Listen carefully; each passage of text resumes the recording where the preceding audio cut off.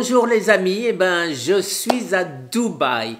Et à Dubaï, une Française qui est là depuis 1 an est venue me rejoindre pour me parler, me dire ce qu'elle fait ici. Et cancer, et pas que cancer. Et pas que. Voilà, mais thérapie naturelle. Exactement. Donc Alors, je me présente peut-être. oui, bien Je sûr. m'appelle Sabrina, donc je suis française et je suis installée ici depuis 1 an, comme l'a indiqué Guy.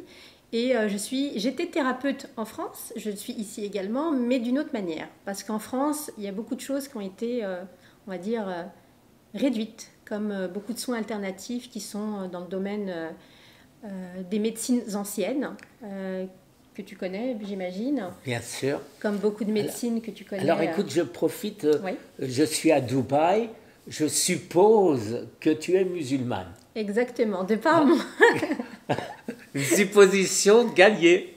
gagné, frère Guy. Voilà. Effectivement. Alors, j'en profite pour te dire, tu sais que le docteur Fate donne des recettes, ce qu'il faudrait ne pas faire quand c'est le ramadan.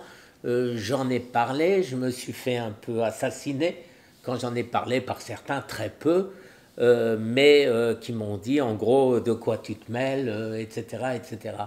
Alors j'aimerais avoir ta position sur la soirée, la nuit, la fin du ramadan. Est-ce que c'est normal ce que la majorité des gens font, se bourrer de pâtisseries, elles sont délicieuses, etc., etc. Mais dans le cas du cancer, c'est pas terrible. Alors, j'ai une formation de naturopathe, donc effectivement, c'est pas naturel. Je suis musulmane, je pratique le ramadan, je pratique les 2 jours par semaine qui sont préconisés par le prophète Mahomet. Donc après ça, c'est qui veut le fait, et qui ne veut pas le faire, le fait pas. Je pratique également les 3 jours de pleine lune, qui sont vraiment un moment propice à l'élévation des toxines, donc à l'élimination plus rapide des toxines. Et j'avoue que le mois de Ramadan, quand je vois moi-même, j'ai grandi dans une famille qui pratiquait le Ramadan, comme l'indique Guy, donc avec un excès d'aliments le soir, de graisse insaturée, de sucre, de gluten, bref, de produits laitiers comme le ben qui est bien parce qu'il y a des ferments lactiques, mais en excès qui n'est pas forcément favorable. Et comme l'indique Guy, et comme le dit également le docteur Fayed, qui connaît également, parce que lui, vivant au Maroc, il a étudié également la médecine dans plusieurs lieux du monde, et franchement, c'est pas forcément faire bon ménage avec le cancer et encore moins avec la santé. Aujourd'hui, j'ai rencontré pas mal de personnes qui ont pratiqué, qui pratiquent toujours le jeûne et qui mangent en se gavant le soir et qui viennent me voir parce qu'ils ont des douleurs. Soit ils ont des problèmes au côlon, soit ils ont des problèmes derrière l'épaule. Donc forcément, il y a l'intestin grêle qui suit, le foie, etc., qui n'est pas forcément en bon état. Et quand on leur explique qu'il faut jeûner plusieurs fois dans le mois, qu'il faut essayer de limiter les aliments, certains aliments comme le pain, qui est difficile chez beaucoup de personnes, le pain c'est vraiment le pain, sacré. Ouais.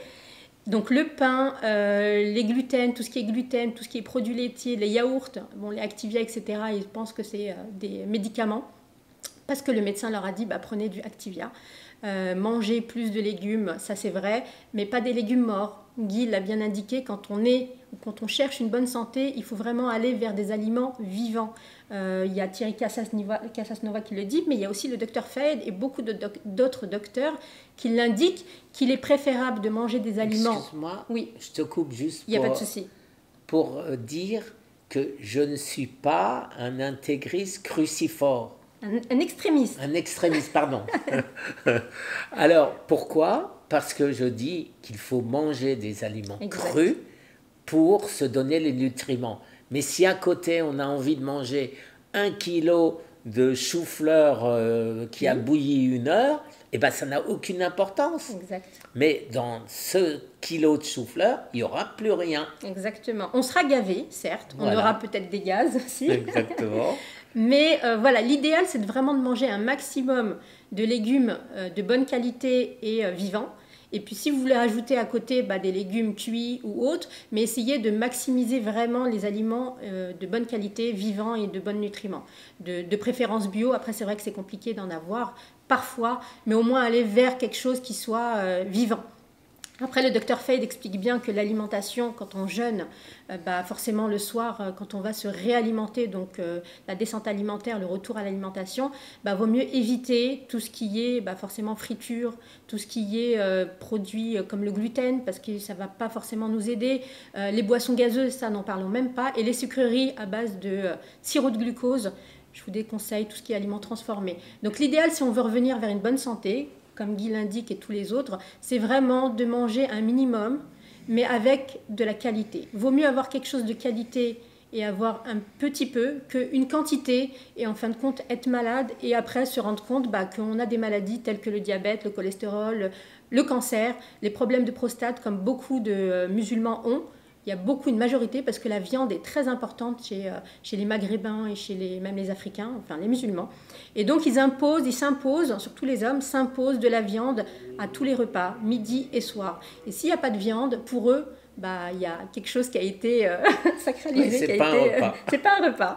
J'ai mon beau-père qui est paix à son âme. Quand il n'avait pas de viande à son repas, il disait ça, c'est pas à manger. C'est pas un repas, j'en veux pas. Limite, il dénigrait ma mère parce qu'elle lui faisait pas de la viande. Quand j'ai fait le lit de mon cancer, oui. Quand au restaurant, tu sais, ils mettaient l'accompagnement des légumes, ça c'était pour les vaches. Ah bah oui. Hein? Moi je mangeais les frites, le riz, les pâtes avec la viande. Le reste je ne mangeais pas. Mais qu'est-ce qui s'est passé 50 ans après? L'effet inverse. Le cancer. Voilà. Alors et maintenant tu fais l'effet inverse. Maintenant je fais le contraire. Voilà. Et un plat traditionnel musulman, c'est pas le couscous? Exactement. Bien. Le couscous, c'est considéré comme un plat, même par le... Comment elle s'appelle j'ai oublié son prénom, qui préconise également, elle appelle ça un plat méditerranéen. Elle préconise de prendre de la semoule complète, par exemple, avec des légumes, pareil, cuits dans une sauce, etc. Récupérer un maximum de nutriments et ajouter de l'huile d'olive. Ça peut aider. Mais la semoule, voilà, quand on est malade, ça reste du gluten. Et forcément... et du sucre. Et du sucre, exactement. Voilà. Donc une montée, la cétose... C'est pour ça que j'en parle. Parce que mon épouse, pour mes 48 ans de mariage, m'a fait du couscous. Oui. Mais un couscous spécial. Ma part de couscous à moi, elle a haché du chou-fleur. Voilà. Elle l'a laissé reposer dans le jus du couscous.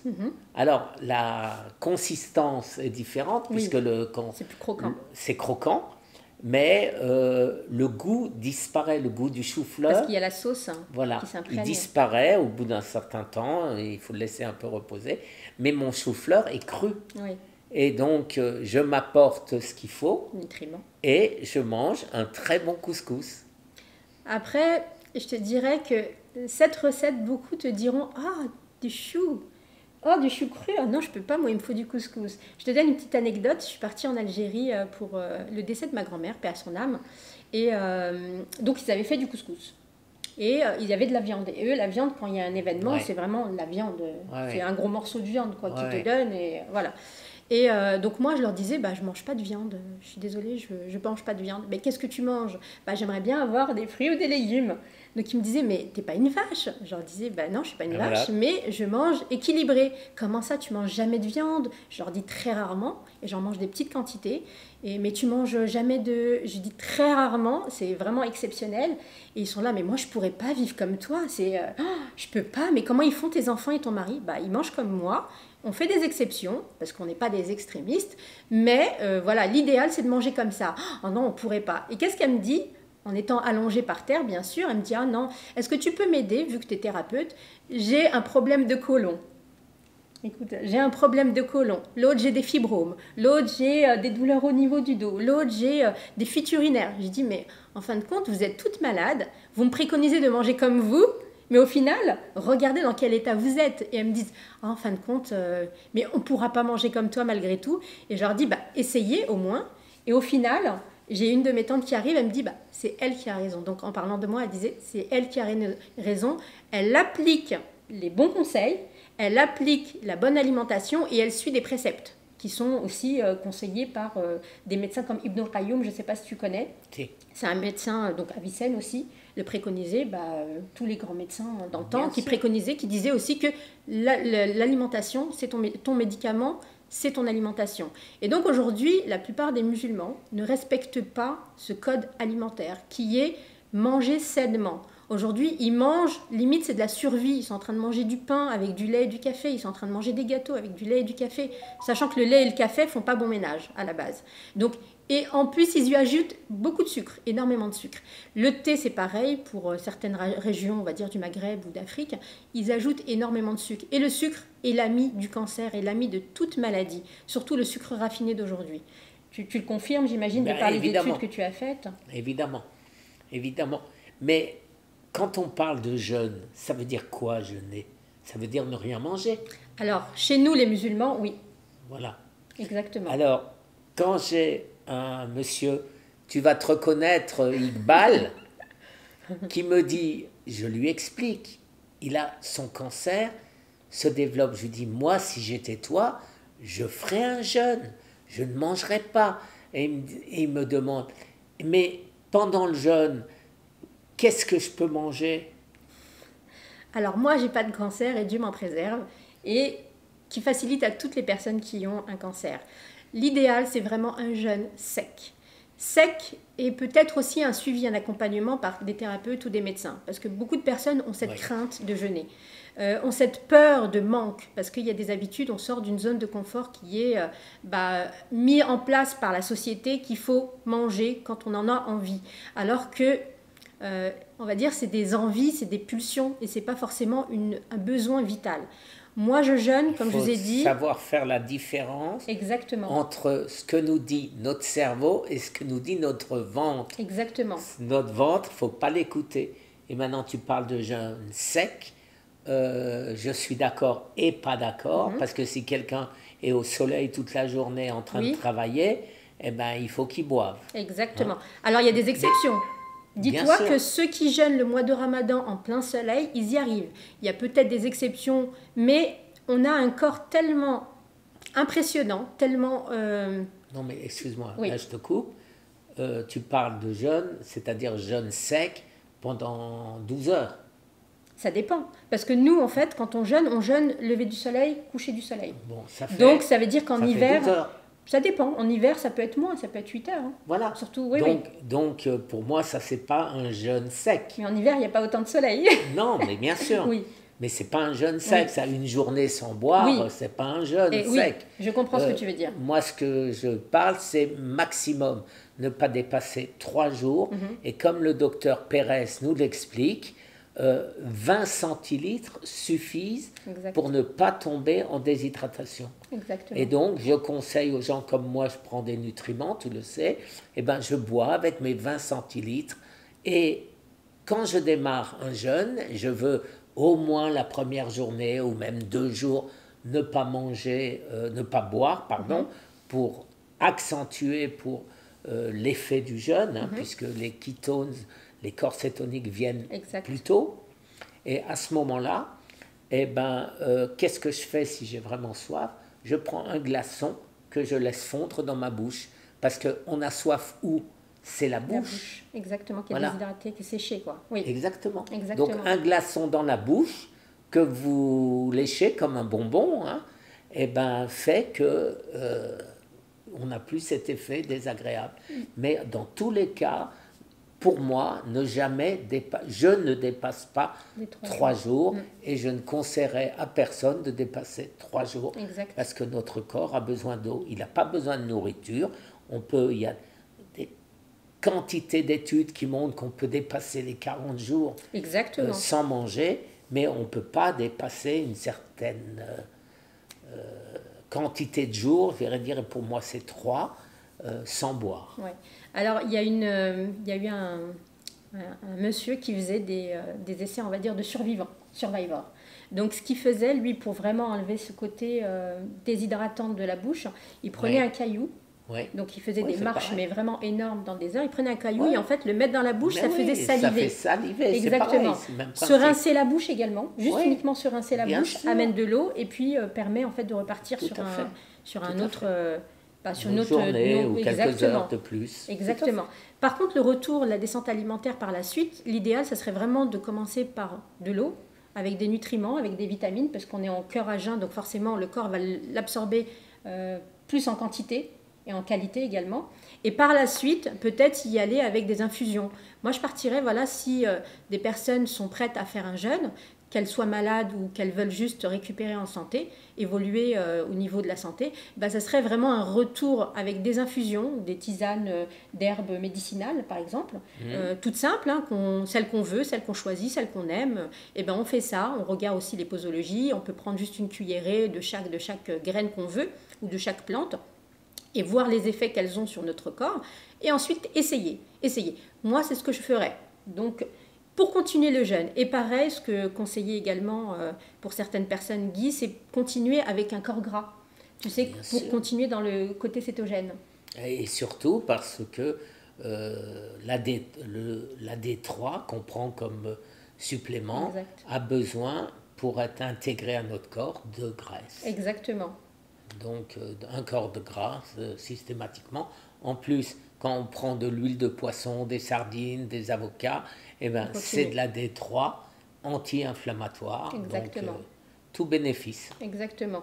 Après, ce qu'il faut également dire à certaines personnes qui pratiquent le jeûne, c'est vraiment éviter tout ce qui est transformé. Éviter vraiment toutes les graisses, les cuissons trop longues, on peut, mais vraiment les mettre en dernière partie. Ça veut dire commencer avec des choses qui soient vitales. L'eau est vitale.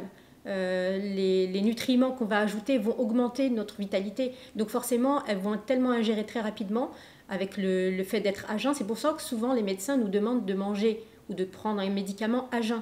Parce que l'effet est plus bénéfique pour le corps et puis il est transmis directement au niveau du sang. Elle passe la barrière intestinale plus rapidement.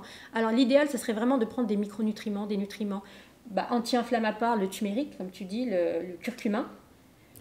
Pourquoi pas le gingembre, je ne sais pas si tu l'utilises, en mix. Prendre de la vitamine C, je ne sais pas si toi tu la consommes en quantité. Sûr. Et pareil, elle n'est pas limitée, la vitamine C. Aujourd'hui, quand elle est prise en haute dose, le corps sait éliminer ces hautes doses, il n'y a aucun risque.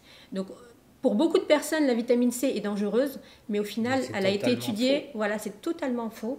Et au contraire, elle est bénéfique pour tout ce qui est, surtout cette période actuelle qui est de grand froid. Aujourd'hui, la France, elle est en train encore d'alarmer les gens sur la grippe.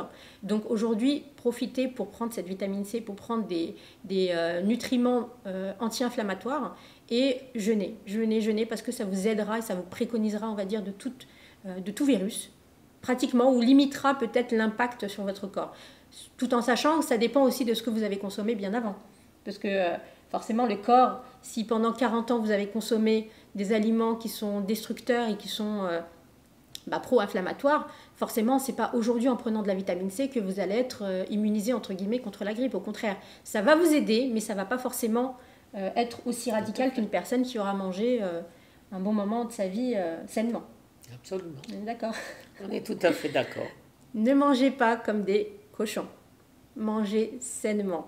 Mangez vraiment de manière... C'est une musulmane qui dit aux autres musulmans, ne mangez pas comme des cochons. On n'est pas des cochons, le cochon est interdit, alors ne mangez pas comme eux. Soyez vraiment raisonnable. Aujourd'hui, on a besoin de mental. Le mindset est très important dans l'hygiène alimentaire. Aujourd'hui, se priver, ça veut pas dire être mesquin ou être pauvre ou être tout simplement démuni, on va dire, d'une intelligence. Au contraire, se priver, c'est être intelligent et comprendre que se priver, c'est aussi augmenter, élever son mindset, élever son immunité, élever son côté force mentale. Parce que quand il nous arrive des choses, eh ben, on peut se dire, c'est parce que j'ai fait ça. S'il nous arrive des choses, nous, dans le Coran, Dieu dit, tout ce qui nous arrive de mal, c'est à cause de nos mains. Et tout ce qui nous arrive de bien, c'est grâce à Dieu. Parce qu'il nous a donné cette intelligence de compréhension.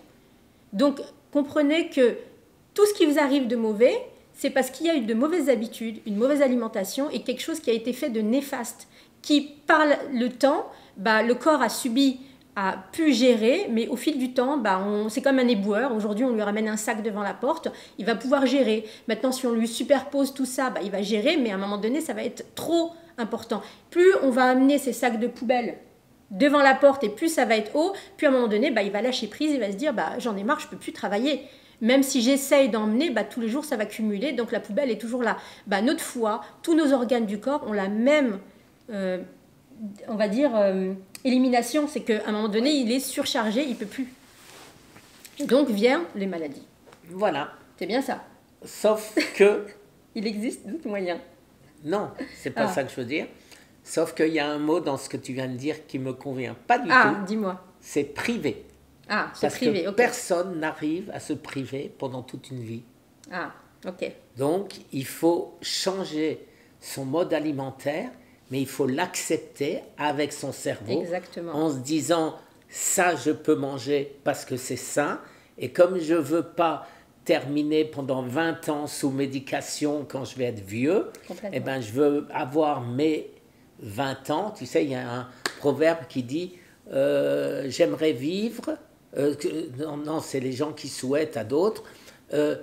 J'espère que tu vas vivre 100 ans comme à 20. Mm-hmm. Ça veut bien dire, à 20 ans, on est en bonne santé. Oui, mais on fait n'importe quoi, la plupart des gens à 20 ans. Oui, mais d'accord, mais 100 ans avec la santé de 20 ans, c'est clair. Ce serait bien. Ah oui. Alors qu'aujourd'hui, les gens, d'abord, ils ne vivent pas 100 ans, mais même 80 ou même 90. Pendant 20 ans, ils sont mal et ils sont sous médication. Exactement. Donc ça, on peut l'éviter en mangeant sainement. Exactement. Alors, on ne va pas dire se priver, on va dire être raisonnable. Ou être intelligent. Être intelligent, Ne se nourrir que d'aliments dont on sait qu'ils sont bons pour notre corps, dont notre corps a besoin. On sait qu'autrefois, il n'y avait pas de sucre et les gens avaient moins de cancer ou de diabète et n'étaient pas obèses, sauf les super riches qui se bafferaient toute la journée.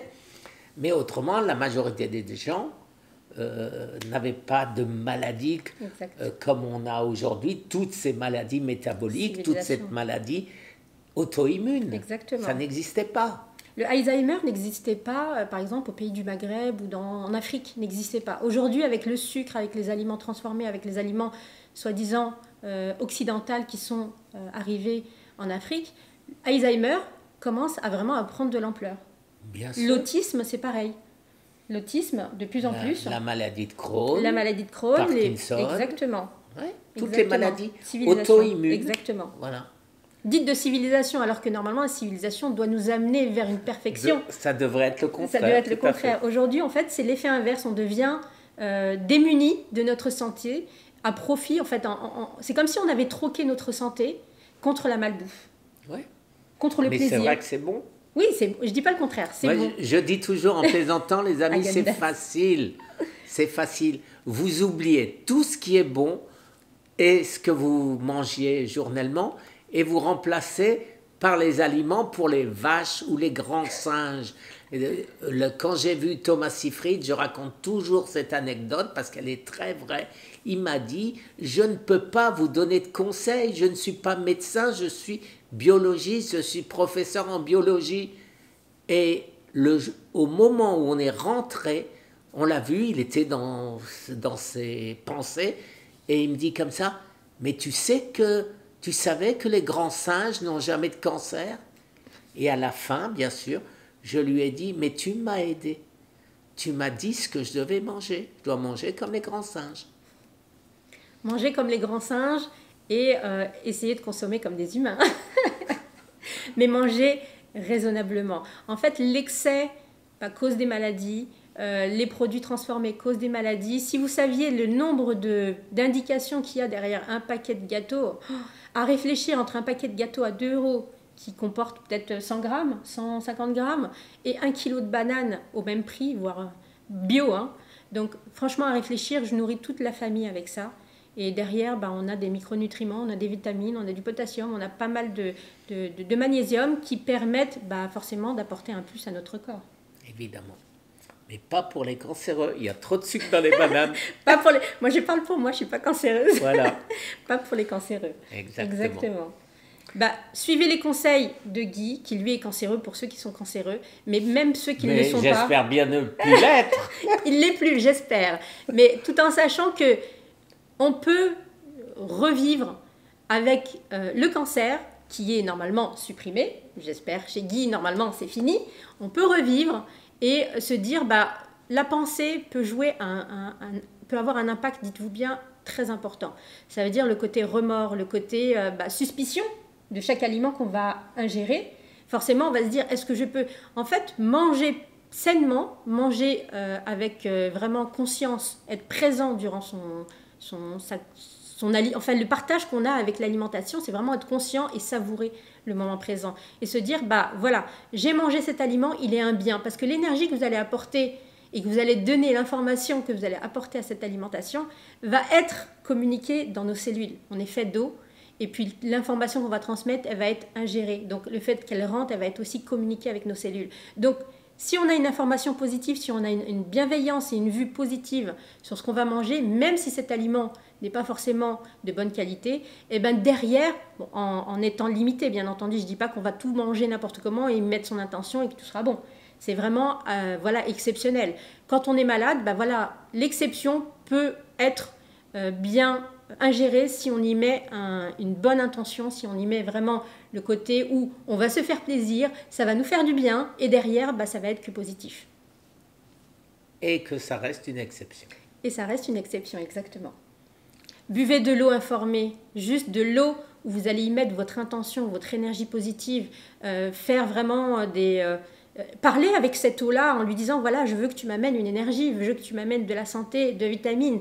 Et puis buvez-la avec cette intention-là, que ce soit un médicament. L'information de l'eau, comme disait Emoto, l'informer avec de l'amour. Cet amour-là va être transmis. Ben Veniste, Montagnier qui a repris ses études. Donc tout ça, c'est vraiment de l'intention. Mettez-y une bonne intention et vous allez voir, vous allez avoir des effets, mais vraiment, vous n'allez pas vous en rendre compte. Mais c'est vraiment très bénéfique. Alors ceci, je laisse à ma voisine la totalité de ce que tu viens de dire, parce que je suis un peu sceptique, oui. Je dis. Voilà, le mindset est extrêmement important. Ça, exactement. Genre, ce que j'appelle le mental. Maintenant, aller donner au mental plus de, j'irais dire, transformer ton mental dans l'eau, ça, je ne sais pas. C'est pas transformer, non, mais informer, je veux dire, oui, mais c'est pareil, j'irais dire, quand tu dis avec le mental, tu risques de transformer quelque chose. Non, enfin pour moi, je pense que notre mental dit à notre corps ce qu'il doit faire et dit pas à l'eau. Voilà, moi, je parle de l'intention. Oui, d'accord, mais je veux dire, je rétablis dans ce que moi je pense être... Quand je me suis guéri du mental, du cancer, pas du mental, c'est parce que j'ai décidé de guérir. Exact. Et mon cerveau a dit à mon corps, Guy veut que tu guérisses. Et c'est comme ça que je le vois. Et parmi les gens qui nous suivent et qui sont guéris, eux aussi, ils ont eu cette manière, cette force, j'irais dire, et c'est pour ça qu'on m'a appelé le samouraï. Le combattant. Voilà, exactement. Je suis complètement d'accord, il faut avoir un mindset, il faut avoir vraiment l'intention. Comment ça se dit en arabe, mindset? Je ne sais même pas, pour te dire. C'est un mot américain. C'est un mot américain, le mindset. Vraiment, il faut avoir cette intelligence de se dire que le corps est parfait et qu'avec la volonté, on peut obtenir des miracles. Et c'est vraiment le cas, c'est-à-dire que l'inconscient... Moi, je ne dis pas des miracles, excuse-moi. Oui. Je dis avec la volonté, on peut dire à son corps ce qu'il doit faire. Des miracles dans le sens où on peut aller à guérir. Ça veut dire qu'on va vers la guérison. Quand on me dit, toi, tu es un miraculé, moi, je dis non. J'ai simplement suivi les conseils de ces grands prix Nobel, de ces grands professeurs qui ont dit, et j'ai fait 1 plus 1 plus 1 plus 1. Tu as mis en place. J'ai mis en place. Exactement. Voilà, c'est tout. Et vous pouvez aussi le faire. C'est pas compliqué. Guy l'a fait et pourtant, il a un certain âge. Bon, je dirais pas ton âge, 50 ans. 70. Voilà. Comment pourrais-je avoir 50 ans si j'ai fêté mes 48 ans Bah, de 48 ans, mariage. t'as 48 Hein? ans. Bah, voilà, t'as eu 2 ans. Confier à Sabrina une mission de nous trouver un laboratoire ici et de nous trouver de l'aide, puisque ce n'est pas les milliardaires qui manquent ici. Exactement. Les milliardaires, ils ont aussi le cancer. Oui, Ça n'empêche pas. non. Et donc, j'espère que Sabrina va nous trouver de l'aide. Vous savez, à côté de ça, qu'il y a une conférence qui est prévue où j'ai la chance de participer. Et donc, je suis venu ici pour trouver des solutions au cancer, les amis. Et on va les trouver. Je vous en donne ma parole. Je vais trouver. C'est mon challenge d'aujourd'hui. Merci les amis. Merci. Sabrina Merci à toi, Guy. pour cette vidéo. Et je remercie Guy de m'avoir accueilli et d'avoir vraiment pu mettre tout ça en place, parce que c'est vraiment par le biais de personnes comme ça, courageuses. Et toi aussi, je te Merci. renvoie le compliment. Courageuses et qui permettent vraiment d'avoir les infos et d'avoir toutes les connaissances qu'il transmet de par ses recherches. Il est devenu limite un spécialiste, hein. Maintenant, on ne va pas dire un médecin parce que sinon Non, ça va être... certainement pas, Donc mais un spécialiste, oui, puisque les grands professeurs m'interrogent aujourd'hui sur ce que j'ai fait et pourquoi je l'ai fait. Et dans mes livres, j'explique ce que j'ai fait et j'explique pourquoi je l'ai fait, avec les études scientifiques. Voilà. Donc suivez son exemple, suivez l'exemple de tous ses partenaires qui le suivent et ses associés, parce que c'est très important de comprendre le pourquoi du comment, et il l'explique très bien. Et si on ne fait pas les efforts, rien ne change. Voilà. Merci les amis et merci à Sabrina. Merci à toi Guy. Passez une bonne journée. Au Et revoir. régénérez-vous surtout.